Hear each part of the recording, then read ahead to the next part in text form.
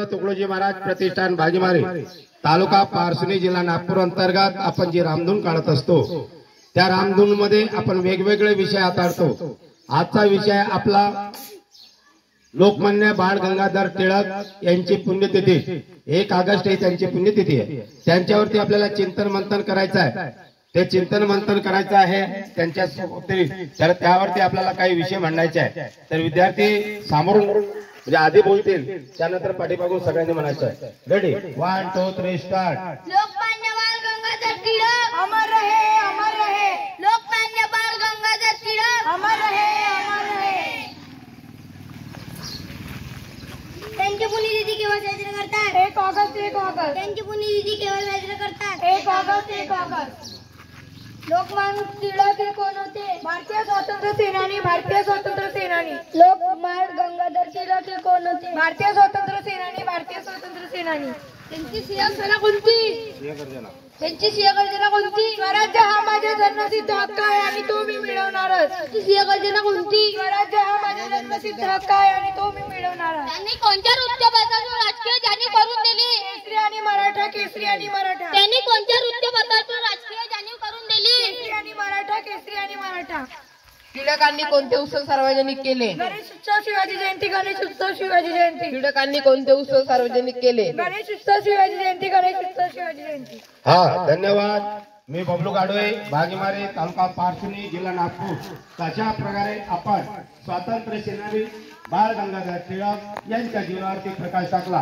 तर रामधूनला आपला वेगवेगळा विषय असतो। ज्या थोर नेत्यांनी, ज्या थोर पुरुषांनी जे कार्य केले असते त्यावरती येते। बाळ गंगाधर टिळक यांनी सार्वजनिक उत्सव साजरा केला होता। सार्वजनिक होता गणेश उत्सव आणि शिवाजी महाराज जयंती। हे वाजू नको। गणेश उत्सव आपण सार्वजनिक हे केलेला होता त्यांनी।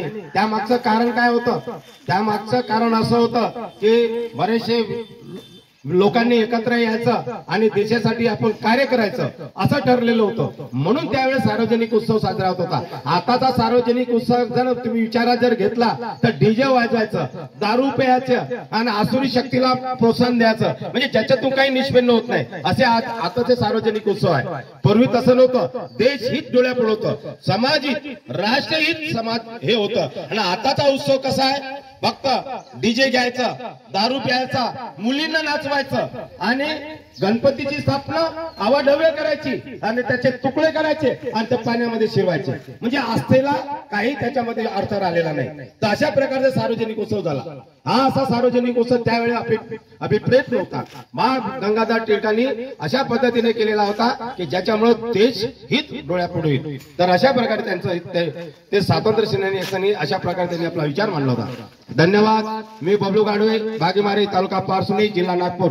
बोलो वंदनीय राष्ट्रसंत तुकडोजी महाराज की, कर्मयोगी गाडगे महाराज की, बोलो रे भाई सब संतन की, छत्रपति शिवाजी महाराज की, राजमाता जिजाऊ की, डॉक्टर बाबासाहेब आंबेडकर की, महात्मा ज्योतिबा फुले की, सावित्रीबाई फुले की, रानी लक्ष्मीबाई की, भारत माता की, भारत माता की, भारत माता की।